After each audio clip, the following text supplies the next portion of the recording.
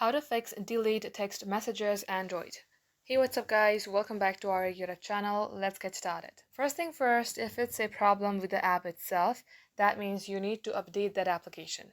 For instance, if you're having delayed text messages in Messenger, open up your Play Store or App Store, then search for Messenger. And make sure that you see open instead of update.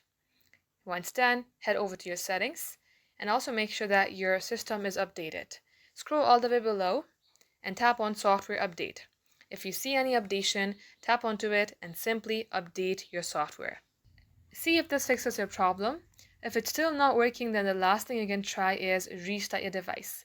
At times when your phone's uptime is very long, it will show you various errors, so make sure that you restart your device or turn it off once in a while.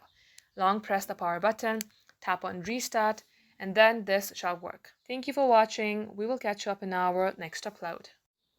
How to fix Discord invalid invite link. Hey, what's up guys? Welcome back to our YouTube channel. Let's get started. First thing first, let's go ahead and launch our Discord application. Get logged into your account. Now, if you're trying to get into a group where the link says it has been expired or invalid, that means certainly the link has been expired because the owner has set it to expire after certain hours or days.